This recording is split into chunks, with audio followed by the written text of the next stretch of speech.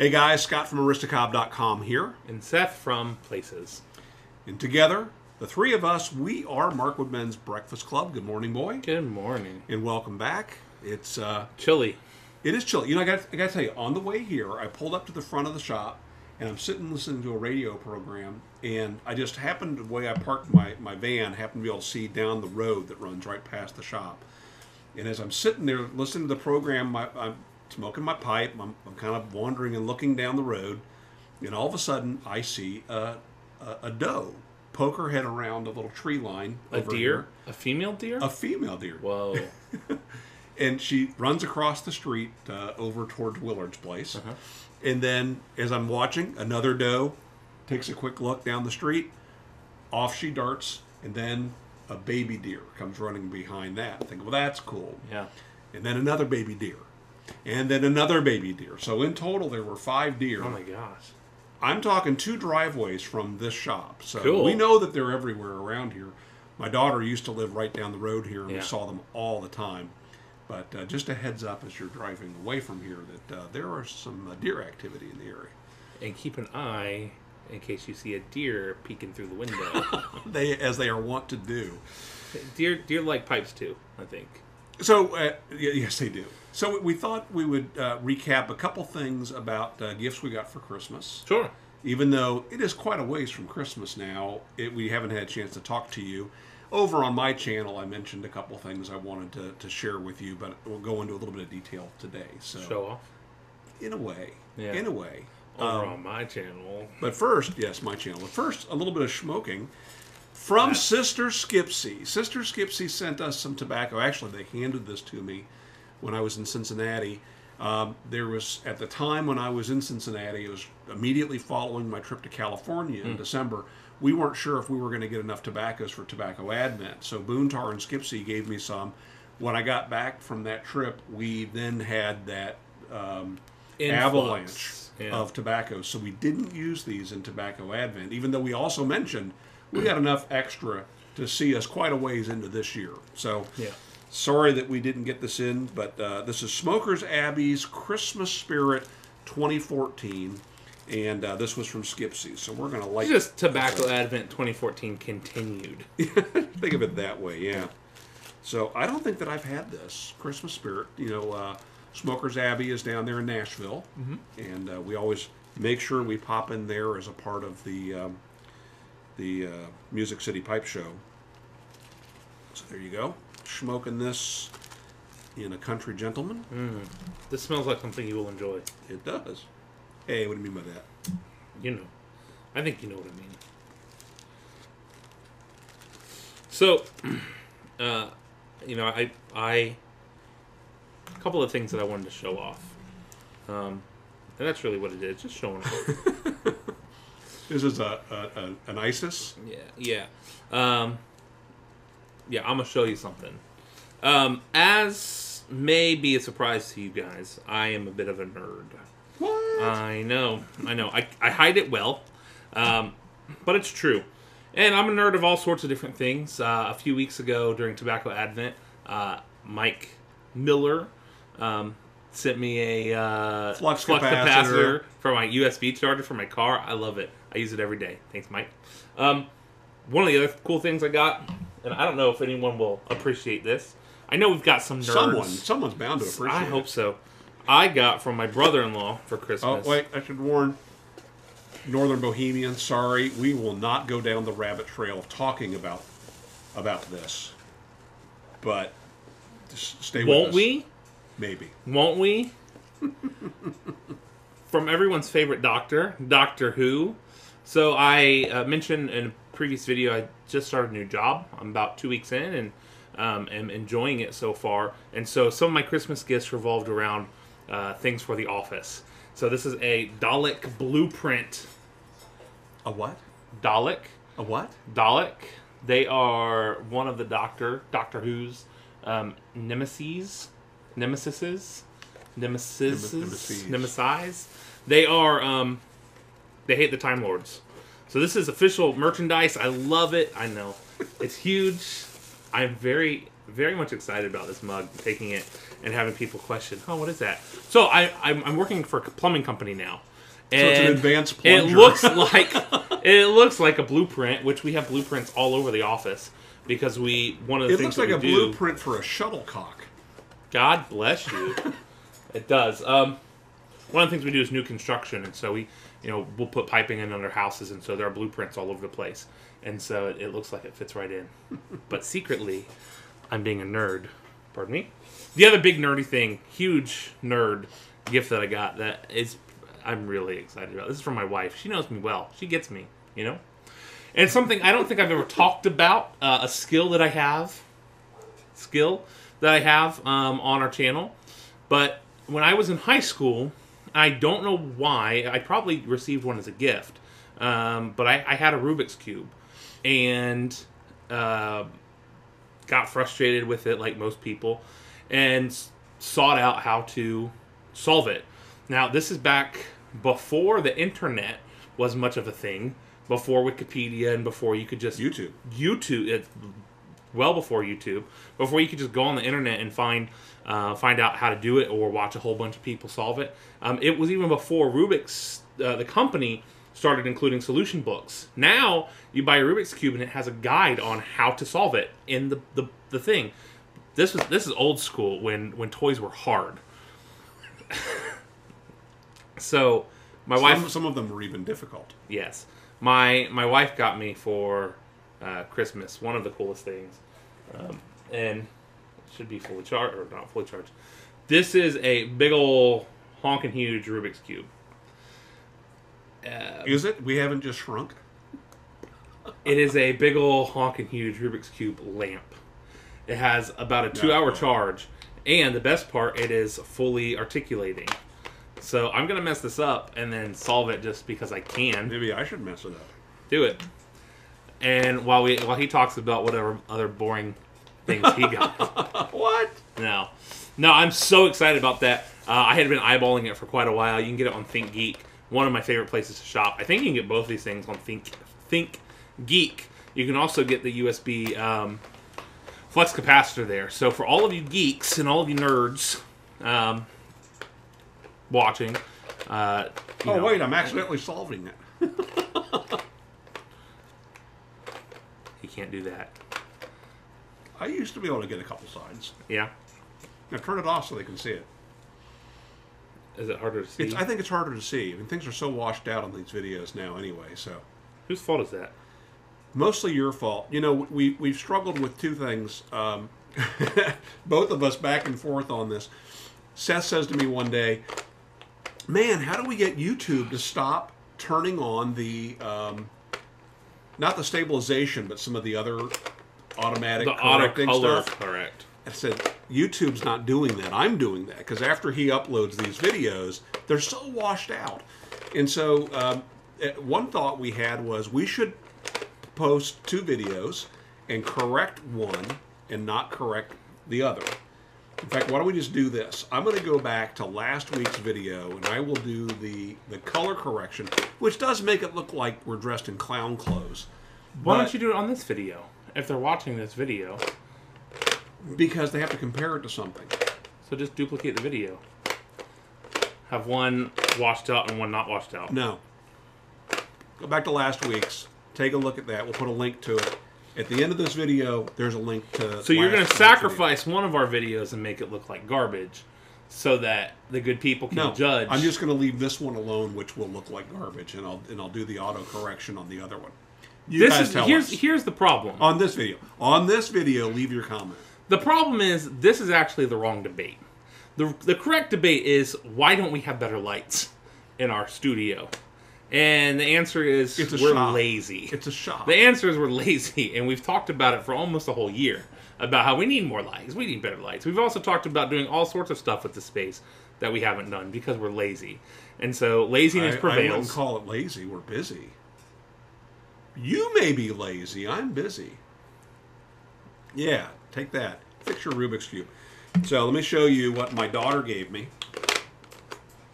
I mentioned on the Aristocob channel that she gave me a copy of Charlie and the Chocolate Factory, but more importantly, it's a pop-up version of Charlie and the Chocolate Factory. So there's Charlie, and Check that out. Bam.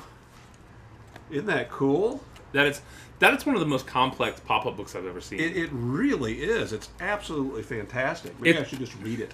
It somehow manages to pop both up and out at you. And like many good pop-up books, there's some action as well. All right, we can spin this. Well, we've got to open this one up first. No, wait, what does that one do? Oh, there you go. That's showing Augustus Gloop with his golden ticket. It opens up and it's showing I don't know, is that Violet Beauregard? Who is that down there? Oh, that's Veruca Salt. That is Veruca.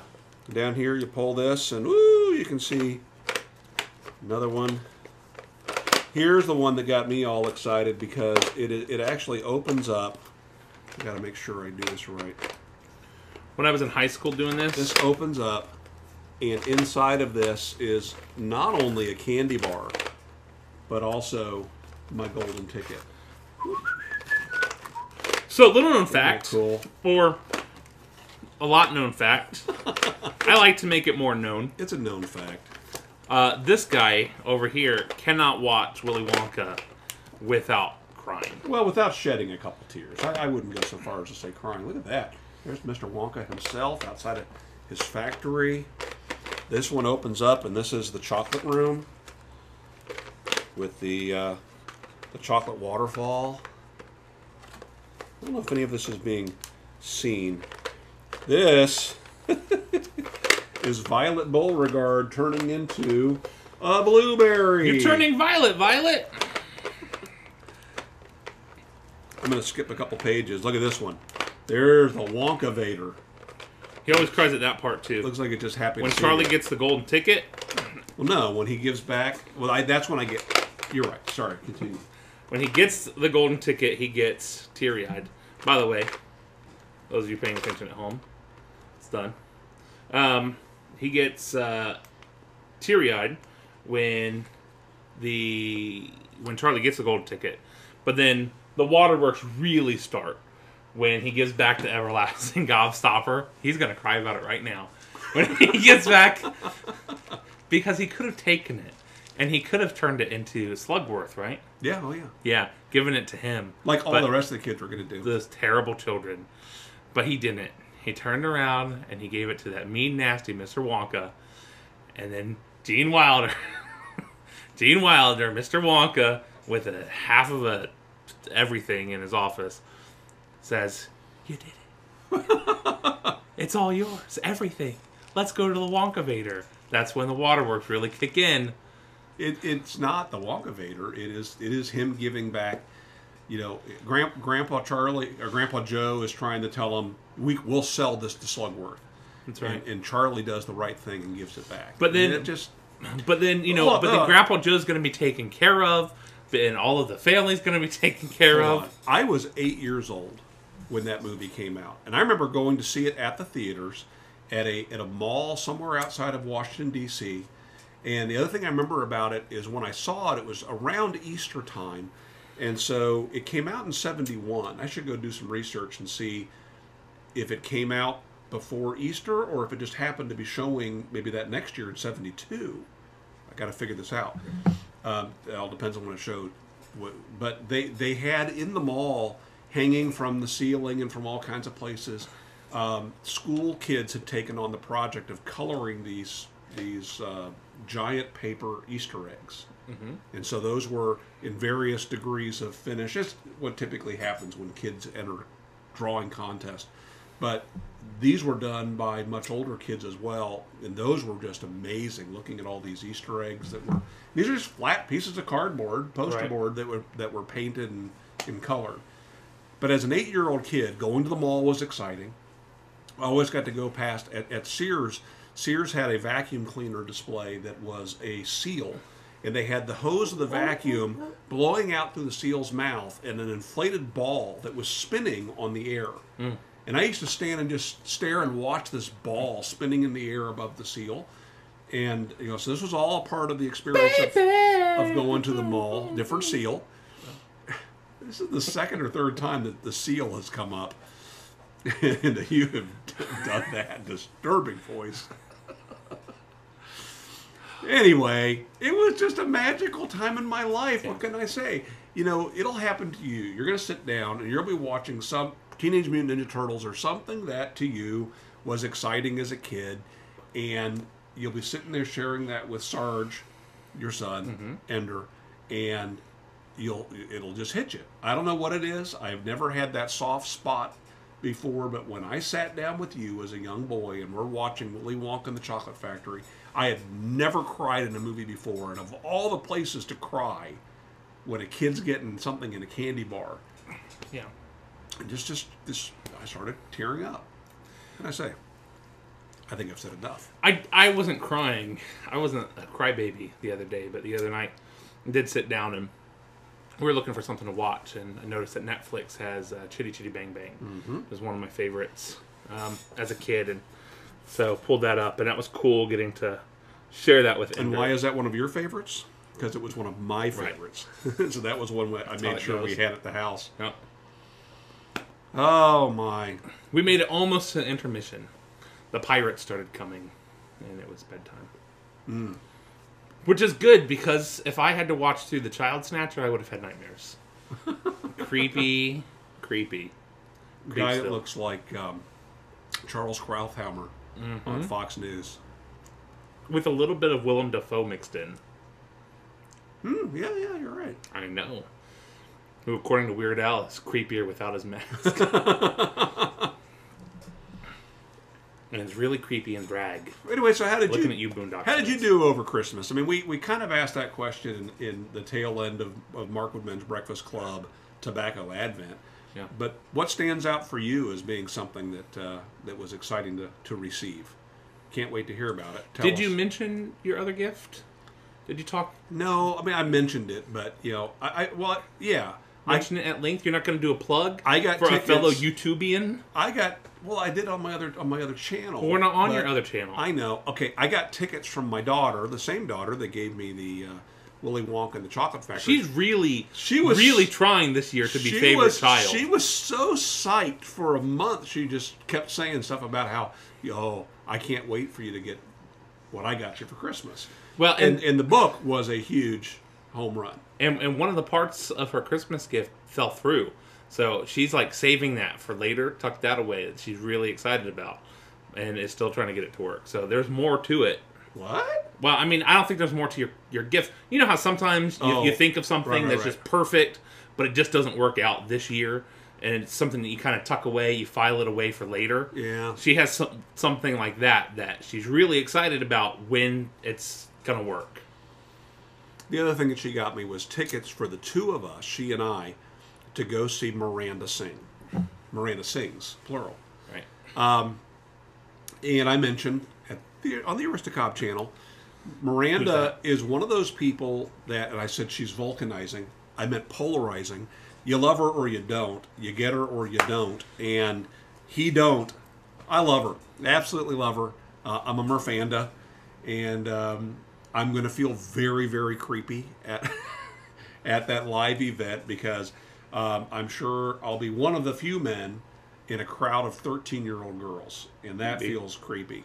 But who knows? It's late enough at night. Maybe it's a bunch of creepy people, not just me.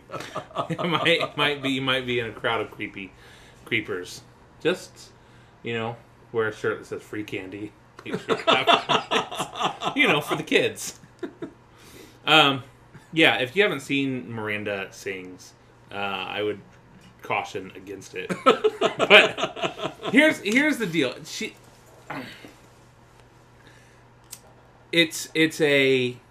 puts on a persona. So she's a character. It's a character. Miranda is a character. It's a persona that's just over the top, wanting to be a American Idol sort of pop star. And just like on American Idol, she's one of the really, really bad ones. But she believes that's right. She's really, really good. Like they all do. And so, it's a parody of that. And so in concept, I like it. And I really like the behind-the-scenes stuff that he's shown me where she's talking about what she's going to do or where they're just laughing about how stupid and silly they're being. The Slurpee That's bath. fine. That's right. That's fine.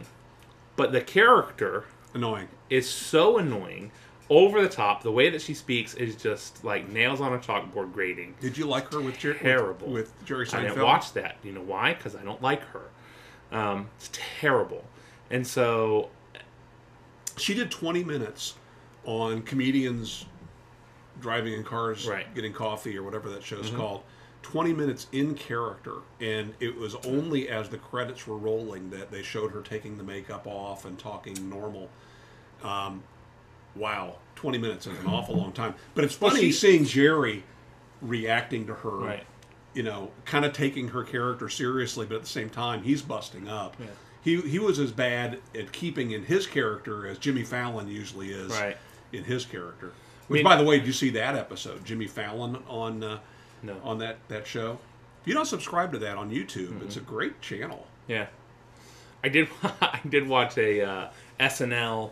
It wasn't a Celebrity Jeopardy. Oh, it was Family Feud, Celebrity Family Feud that they did, and they had Justin Timberlake playing as Jimmy Fallon across from Jimmy Fallon. Oh, that was so funny.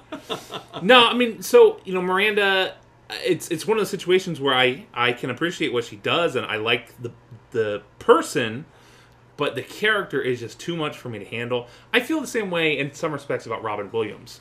You know, some of his characters are just so over the top that it just grates on my nerves. But then, you know, I have a huge respect for some of the other stuff that he's done and for him as an actor. So, if you guys enjoy that, I will be not there. Colleen, who's the actual person, she has a fiance, and they've mentioned on a couple of occasions how they'll be getting all romantic, and if Miranda slips out even the littlest bit, it's over. It's done. Yeah. Yeah, you gotta keep that on lockdown. Yeah, no doubt. She was on a Celebrities React to, or YouTubers React the kids recently, and I didn't recognize her until no. There was a Kids React to Miranda. No, Colleen was on a YouTubers React recently, and I didn't recognize her until almost all the way through. I was like, oh wait, that's Miranda. Yeah, but not.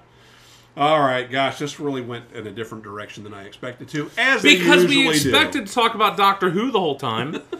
So grab up your sonic screwdrivers, leave a comment about, you know, stuff about which you prefer, Doctor Who, Star Wars, or Star Trek. Ready, go. Wow. Make it a great week, guys. We need some we need some ragtime music here to play us out.